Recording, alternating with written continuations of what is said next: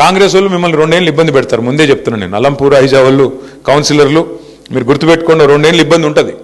కానీ సినిమాల్లో కదా లాస్ట్కి హీరో వచ్చినట్టు మళ్ళీ కేసీఆర్ గారు 2 ఏళ్లలో వచ్చేస్తాడు. లేక 3 ఏళ్ళు మళ్ళీ మీరు లాస్ట్ టర్మ్ మాత్రం, last part of your term అంటే చివరి దశ 3 ఏళ్ళు మాత్రం బాగుంటుంది. ఇంటర్వెల్కి ముందంతా వాళ్ళు, ఇంటర్వెల్ తర్వాత మనం, ఇంటర్వెల్ తర్వాత అంతా మళ్ళీ మన స్టోరీ స్టార్ట్ అవుతుంది.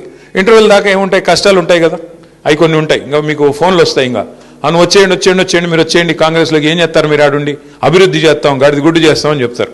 అభివృద్ధి లేదు, ఏమీ లేదు. వాళ్ళు దోచుకోవడానికి పుట్టినారు. చూస్తున్నారు కదా మీ సంపత్ కుమార్ గారు ఎంత గొప్పోడంటే,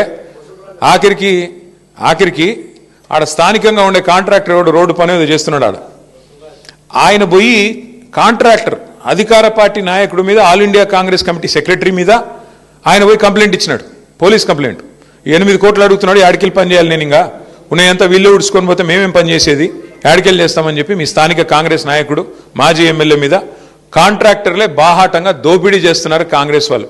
మరి మాజీ ఎమ్మెల్యేనే ఇంత దోసుకుంటుంటే ఇంకా రేవంత్ రెడ్డి గారు ఎంత దోసుకుంటుండాలో మీకు తెలుసు. 1000 కోట్లు ఇస్తా అని చెప్తున్నాడు ఆయన. 1000 కోట్లు ఇస్తానని చెప్తా అంటే ఇంకా ఆయన ఎంతో ఎన్ని వేల కోట్లు వెనకాల వేసుకుని ఉండాలా ఈ 2 ఏళ్లలో. కాబట్టి ఇవాళ జరుగుతుంది ఏంటంటే, ఈ రాష్ట్రంలో దోచుకోవడం, దాచుకోవడం. కాంగ్రెస్ పార్టీ బ్రహ్మాండంగా అదే పనిలో ఉంది. ప్రజలకు కూడా అన్ని బోధపడ్డాయి, ఇవాళ ప్రజలకు కూడా అన్ని అర్థమైనాయి. ఇంకా కాంగ్రెస్తోనే న్యాయం జరగదు, కాంగ్రెస్ మోసం చేస్తుంది.